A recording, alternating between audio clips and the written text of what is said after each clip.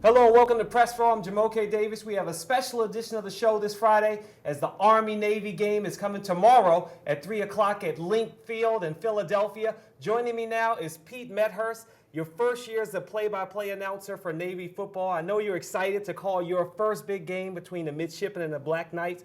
Talk about the game, what it means to you, and how excited you are about tomorrow. Well, there's no question it's an exciting game. I mean, you're talking literally millions of people around the world who are watching the game. And I think as the play-by-play guy, you know, it's a lot of deep breaths during the course of the week as when you're trying to find that rhythm, you start studying your charts and things of that nature. And by week's end, you have the players memorized, and you just hope that obviously at 3:10 tomorrow when this game kicks off, you hope that everything works out for you and you can call a clean game, because it's certainly one of the greatest gigs in all of college football, especially because now with this game being pushed back the way they've pushed it back for a couple of weeks, it's the only game going on tomorrow. The whole world that's interested in college football literally gets to watch or listen to this game coming up tomorrow. It's the 114th meeting between the two teams, but Navy has been steamrolling 111 in a row. Do you expect that it'll be the 12th, or is it more of a challenge? Because last year, Navy had to squeak it out, 17-13. Army was driving for the game-winning touchdown. Absolutely. Black Knights fumbled late there in the contest, and as a result, the Mids were able to hold them off at the 20-yard line. I think, again, so much respect between the two teams. You know Army is going to be prepared. I don't think there's any question about that. I think the weather's going to play a huge part. Navy has the ability now, when teams like Army last year put 9 guys in the box, the Mids have the wherewithal to throw the ball, as Keenan Reynolds did with Brandon Turner to make the big play that essentially put them ahead last year. But if the weather, if it's snowing, raining, that could be a great equalizer tomorrow in Philadelphia, and I think that's going to play as big a part of the game as anything. The one thing we know about Keenan Reynolds, he just seems to find, the Navy quarterback seems to find a way to engineer victory, no matter how he has to do it, whether it's on the ground as he did against San Jose State with an NCAA record, 7 touchdowns, or whether he has to do it through the air like he's done multiple times this year, or, and of course, last year in a big spot against the Black Knights. And you talk about before the taping, you know, Pete and I were chatting, and we talked about the triple option. Aiken's out. He held off his surgery so he can actually go out and do the coin flip of this game.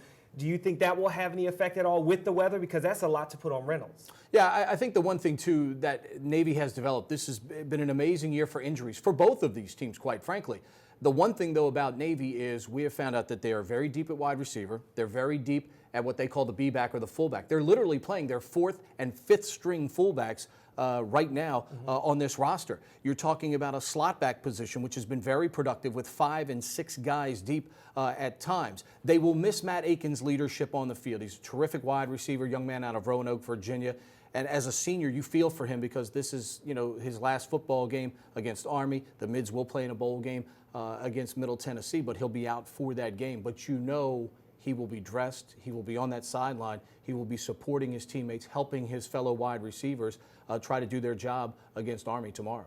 What can you tell us about the rivalry between the two, just in terms of, I feel like when you think of college football, you know, you're looking at Ohio State, Michigan as a rivalry, but Army-Navy is just as big for so many people, and obviously to the servicemen and women that are protecting our country. Yeah, it's a genuine rivalry. There's no doubt about that. One of the greatest in the country, as you mentioned at the top of the broadcast, the 114th edition of this game. We have seen some memorable games. We've seen some not so memorable games, as a 3-3 tie would indicate. We've seen great stars with Napoleon McCallum, with Roger Staubach, and of course you go back into the 40s and guys like, you know, Glenn Davis and Doc Blanchard for Army. This game has had everything. It's had stars, and I think in the grand scheme of things, and the point that I like to drive home now to people about the game is, when these young men as seniors finish their playing careers, for the Army kids especially, tomorrow will be their last football game. None of them will be going to play in the National Football League.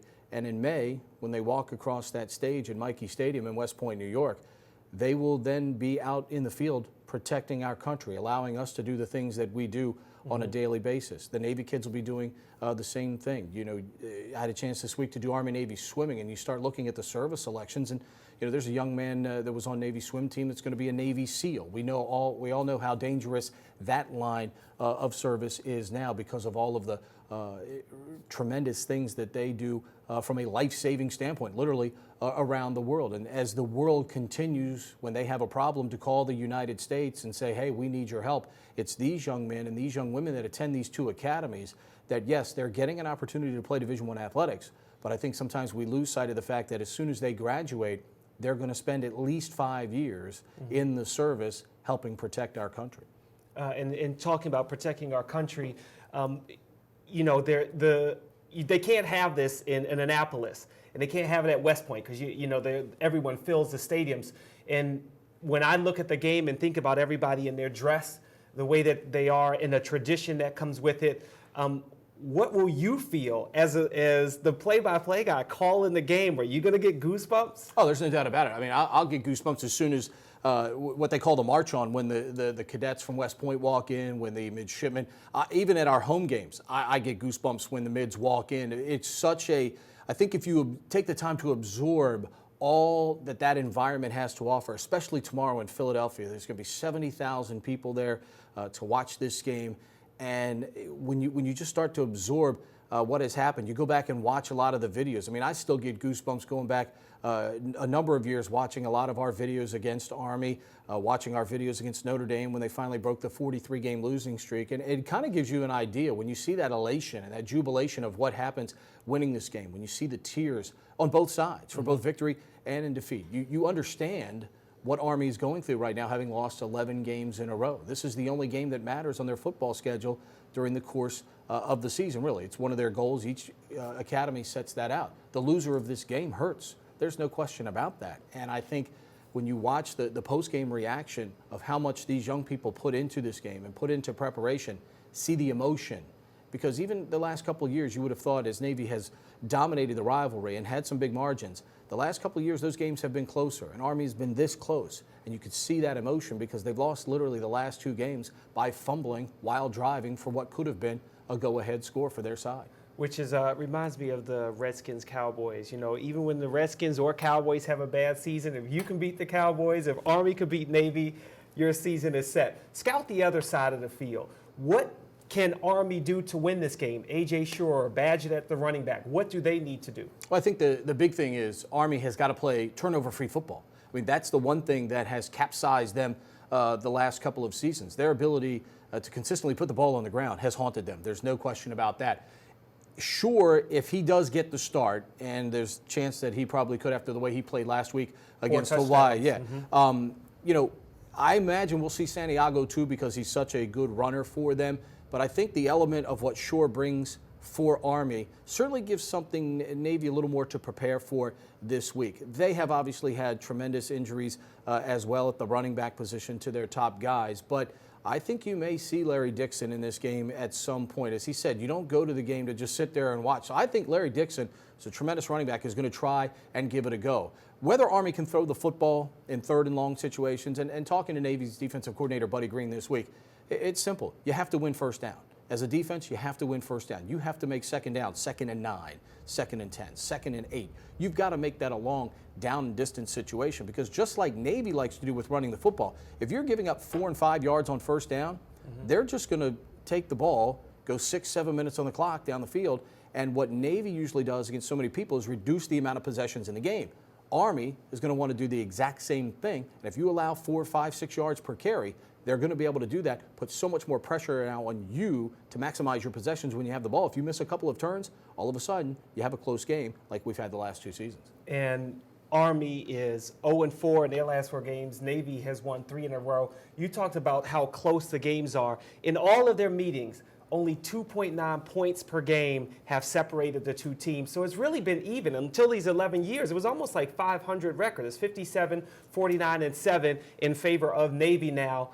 Do you have any predictions for the game? Any wild cards you see still? I think from a wild card standpoint, if you really, I think A.J. Shore, the Army quarterback, is the wild card. How effective is he going to be? Because it's one thing to come in relief when you're down 42-14 or 42-21, 28-21. It's easier to come into a game in that situation. All of a sudden, though, this is Army-Navy. This is the whole world watching the contest. How do you react when you walk out on the field in that situation? The great thing about Keenan Reynolds of Navy, he stepped into that situation at Air Force last year, down a score, fourth quarter, led the mids down the field, got the game tied, and eventually won it in overtime.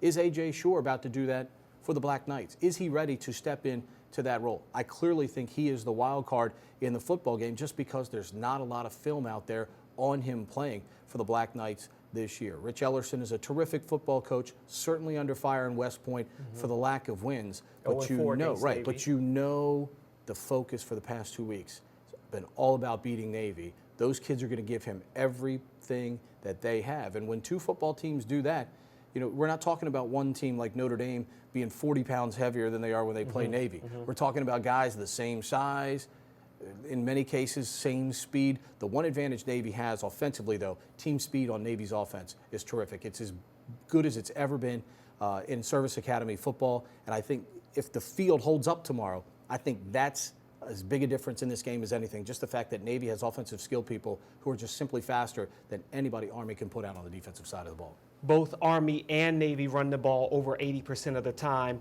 This is also a special game. It's the 50th anniversary of John F. Kennedy's assassination, and he was a Navy man. Has the team been talking about that at all? Does it have any meaning for them to win this game? I think they've brought that up. I think we've also seen the coin that John F. Kennedy would have flipped in that 1963 game.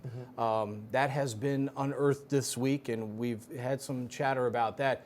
The one thing I think both sides have done, and you talk to both coaches, Rich Ellerson and Ken Niumatalolo has done an amazing job at the Naval Academy taking over for Paul Johnson. They have been so good at compartmentalizing football for this week. If you can compartmentalize football, all of the pomp and circumstance, it's great. It goes along with the game. But your job is to focus on football for 60 minutes, and then they'll talk about all of the pomp and the circumstance afterwards, because for both teams right now, the only goal is simply winning this football game coming up on Saturday. All right, so in my research, you're on social media like I am. Army has one victory over Navy already.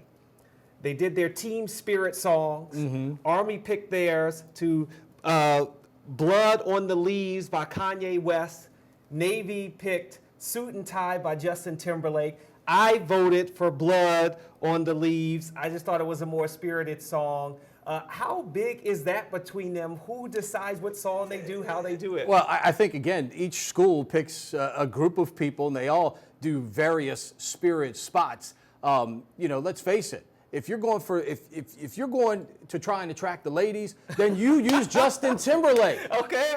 But I will give Army credit for this. If you're trying to get guys pumped up to play a football game, you go with Kanye West. If we're doing something with the ladies, by far we roll out Justin Timberlake. But in this situation, I think that's another great part of the rivalry, is the fact that we get to see both sides, the student bodies, get involved. And if people think that there's a separation between the student bodies and the football teams, there isn't, because each service academy is great about when both teams win on a Saturday, giving the entire brigade extra liberty and things of that nature. So they tie it together. They try and get that bond between the student athletes and the regular student body. They try to keep that strong, gain that support. And I think when you see these spirit spots out there, you see how much time that the students put into those. It's quite amazing the talent that those young men and women have in trying to, just add their little, spice to the Army-Navy rivalry as well. Doesn't hurt to have Yeezus on your side. That's what Kanye calls himself. The Yeezus. You got Yeezus. Navy's got Yeezus. Or Army's got Yeezus, excuse me.